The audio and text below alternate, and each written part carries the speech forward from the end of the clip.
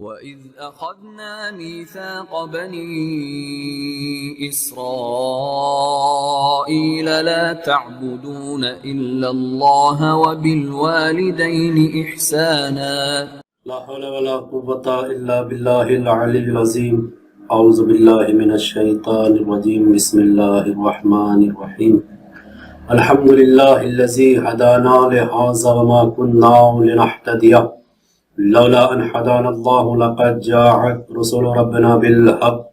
الصلاة والسلام على أشرف الأنبياء والمرسلين مولانا ومولا الثقلين جد الحسن والحسين أبي القاسم محمد. اللهم صل على محمد وعلى أهل بيت الطيبين الطاهرين المعصومين المنتجبين المنتخبين الذين أذهب الله عنهم الرجس وطهرهم تطهيرا. اللهم صل على محمد ولعنة الله على أعدائهم أجمعين وقتلتهم وغاصب حقوقهم ومنكر فضائلهم ومصائبهم وشجاعتهم وطهارتهم وولايتهم وعطشهم أجمعين. بسم الله الرحمن الرحيم. الذي خلق الموت والحياة ليبلوكم أيكم أحسن عملا وهو العزيز الغفور. صلوات پر باواز. اللهم صل على محمد وآل محمد. اولاً آپ حضرات سے گزارش ہے کہ ایک مرتبہ سورہ حمد 3 مرتبہ سورہ اخلاص کی تلاوت فرما کر سید مرحوم عالم شاہ کے روح کو احسان فرما دیں. ہم جملہ مرحومین مرحومات کی روح کو احسان فرما دیں.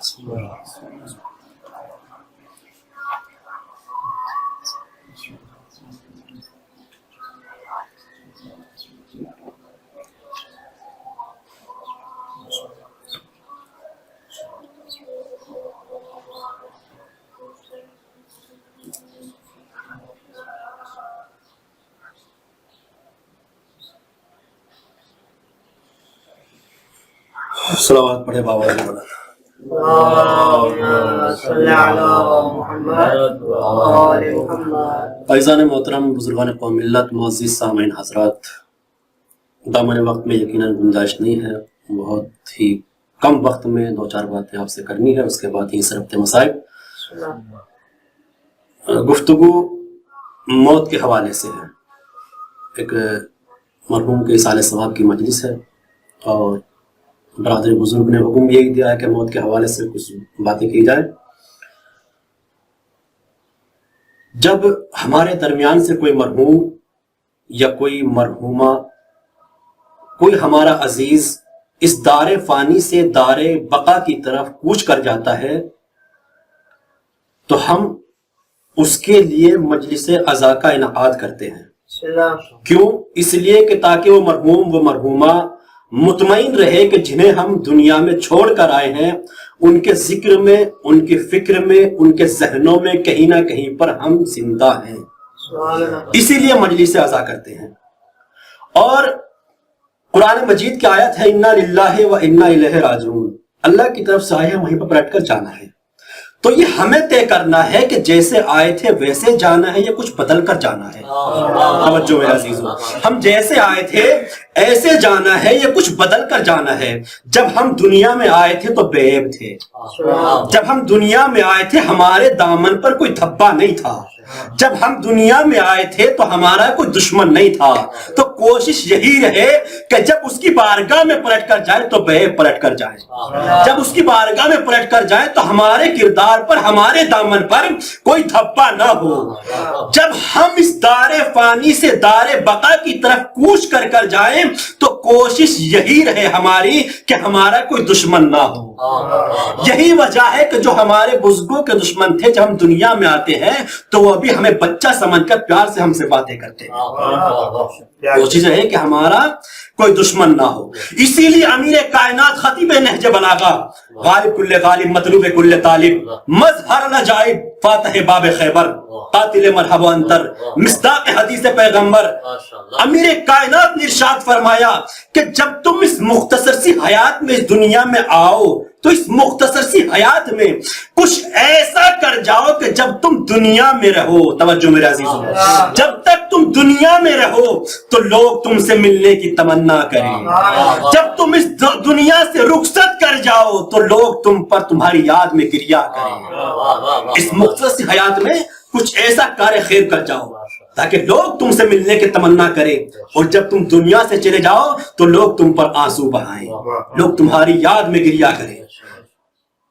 رسول کائنات طٰہٰ و یاسین کا مصداق رسول کائنات نے ارشاد فرمایا کہ آل محمد کی، توجہ میرے عزیزو، آل محمد کی محبت میں مرنا تمہارا کام ہے، زندہ رکھنا ہمارا کام ہے۔ صلوات پڑھے بابا سے بلند۔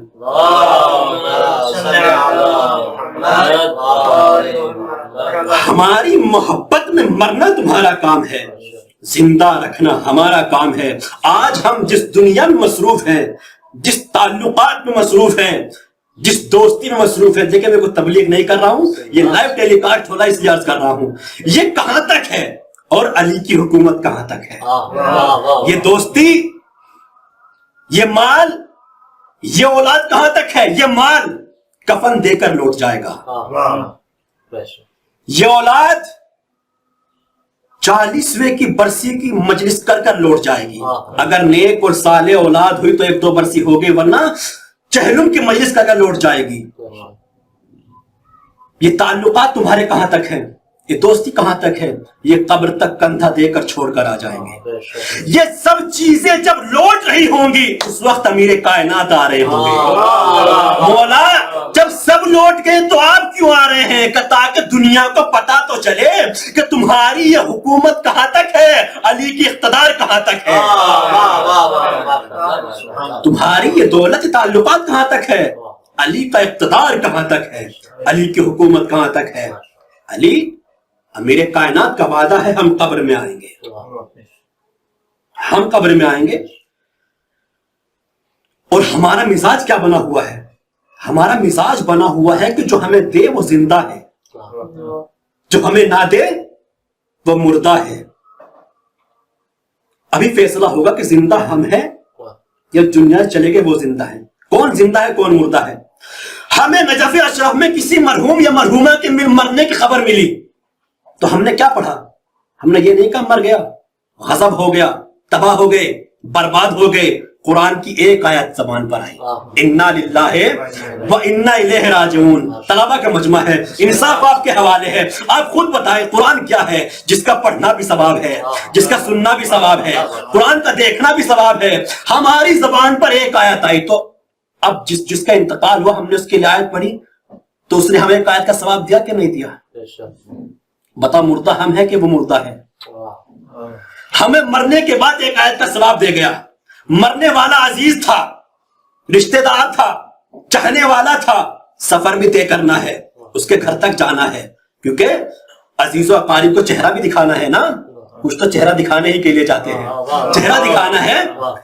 چلے گئے، اے پروردگار عالم، اس بندہ مومن نے بہت محنت و مشقت کرنے کے بعد تیرے اس بندے مومن کے گھر تک سفر طے کیا، کس لیے؟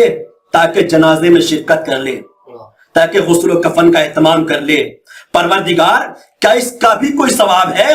آواز پروردگار آئی، امیر کائنات نے ارشاد فرمایا کہ جب کوئی بندہ مومن کسی بندہ مومن کی خبر غم سننے کے بعد اپنے گھر سے اس کے گھر تک سفر طے کرتا ہے تو پروردگار عالم فرشتوں کو حکم دیتا ہے کہ اس کے ہر قدم کے بدلے اس کے نامہ اعمال میں 70 نیکی لکھ دو۔ فیصلہ آپ کریں گے زندہ کون ہے مردہ کون ہے۔ ہر قدم کے بدلے اس کے نامہ اعمال میں 70 نیکی لکھ دو۔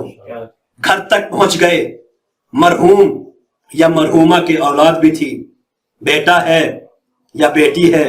ہم جب کسی کے جہاں جاتے ہیں تعزیت کے لیے تو ہم بچوں کے یتیم بچوں کے سر پر دست شفقت پھیرتے ہیں، کیوں؟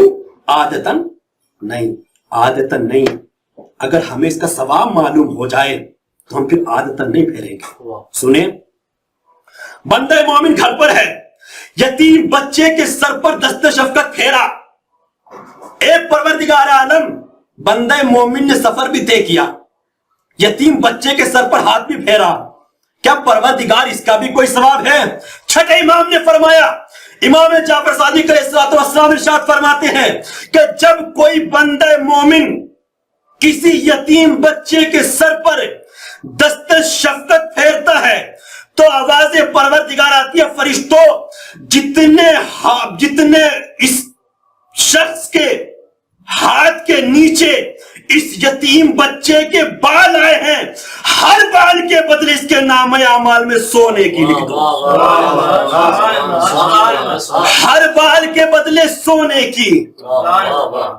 فیصلہ آپ کی عدالت میں ہے, ہر بال کے بدلے سونے کی. تو جو کسی بچے کے سر پر ہاتھ پھیرے اس کے نامہ اعمال میں سونے کی, اور جو خود رسول کے سر پر ہاتھ پھیرے, جملہ کیا ہے, میں نے آپ کی بیدار سماعت کے حوالے, جو خود رسول کے سر پر ہاتھ پھیرے تو اس کے نامہ اعمال میں بال کے بدلے نیکی نہیں ہے, اس کی عالم امامت کو رکھا گیا ہے. اس کی عالم امامت کو رکھ دیا گیا ہے, اس سے کوئی بال کے بدلے نیکی نہیں ہے, اس کی عالم امامت کو رکھ دیا گیا ہے. رسول کائنات نے ارشاد فرمایا کہ جو کوئی بندہ مومن کسی بندے مومن بچے کی کفالت کرے وہ جنت میں میرے ساتھ ایسے رہے گا, وہ جنت میں میرے ساتھ ایسے رہے گا. تو جو کسی کی کفالت کرے وہ تو رسول کے ساتھ ایسے رہے گا, اور جو خود اسی رسول کی کفالت کرے اس کا کیا مرتبہ ہوگا؟ صلوات پڑھے بآواز بلند.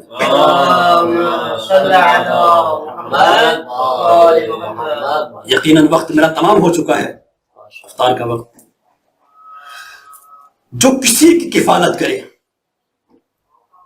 وہ تو جنت میں رسول کے ساتھ ایسے رہے, اور جو خود اسی رسول کی کفالت کرے اس کا مرتبہ کیا ہوگا؟ اب بتائیں کہ زندہ کون ہے, مردہ کون ہے. ایک آیت کے بدلے ثواب ملا کہ نہیں ملا؟ ہر قدم کے بدلے 70 نیکی ملی کہ نہیں ملی؟ ہر بال کے بدلے 100 نیکی ملی کہ نہیں ملی؟ دامن وقت میں یقیناً گنجائش ہوتی تو کم سے کم جنازہ تو دفن ہونا ہی تھا. دیکھیں معاشرے میں آپ سب مبلغ بیٹھے ہیں, معاشرے میں اس وقت جنازے کو بوجھ سمجھا جا رہا ہے. اگر ہمیں اس کا ثواب معلوم ہو جائے تو ہم قبر میں مٹی دینے کے بعد تلقین سننے کے بعد گھر کو لوٹیں. ہر عمل کے بدلے کیا نیکی ہے. ایک حدیث ایک آیت موجود ہے, ہر روایت موجود ہے, انشاءاللہ کبھی وقت ملا تو عرض کریں گے. انہوں نے ہمیں طریقہ بتایا مرنا کیسے ہے, جینا کیسے ہے, کس طریقے سے اپنی زندگی گزارنا ہے.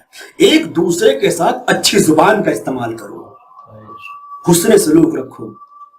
انہوں نے ہمیں طریقہ موت بتایا, لیکن جنہوں نے طریقہ موت بتایا انہی کی اولاد کربلا کے میدان میں 3 دن کے بھوکے پیاسے شہید کر دیے گئے.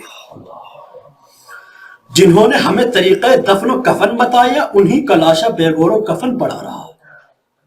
کربلا کے میدان میں 2 جملے مصائب کے ہیں, مجلس رحمت تمام ہو جائے گی. جب گنج شہیدہ میں تمام نجس لاشوں کو دفن کر دیا گیا اور یہ لاشیں بے گور و کفن مظلوم کربلا کا پڑا رہا, 11 محرم میں جب گنج شہیدہ سے قافلے کو گزارا گیا تو امام سجاد نے بابا کے لاشے کو دیکھا. دیکھنے کے بعد زارو قطار رونے لگے. جناب زینب نے دیکھا کہ بھتیجے کے چہرے کا رنگ متغیر ہو رہا ہے. جناب زینب نے عجیب و غریب جملہ فرمایا, میرے لال سجاد کیا عالم غربت میں تم بھی ساتھ چھوڑ رہے ہو؟ پھوپھی اماں ارے آپ نے انصاف نہیں کیا, پھوپھی اماں آپ نے نہیں دیکھا, ارے تمام نجس لاشوں کو دفن کر دیا گیا, میرے بابا کا لاشا ارے بے گور و کفن پڑا ہوا ہے. اے پھوپھی اماں ارے وہ جوان بیٹا کیا کرے جس کے بابا کا لاشا بے گور و کفن پڑا ہوا ہے. جوان بیٹا اتنا مجبور ہے, ہاتھوں میں ہتھکڑیاں, پیروں میں بیڑیاں, گلے میں خاردار تو کمر میں لنگار, اپنے بابا کو غسل و کفن دے تو کیسے دے, اے بابا معاف کرنا. جوان بیٹا تھا لیکن مجبور تھا، اس وقت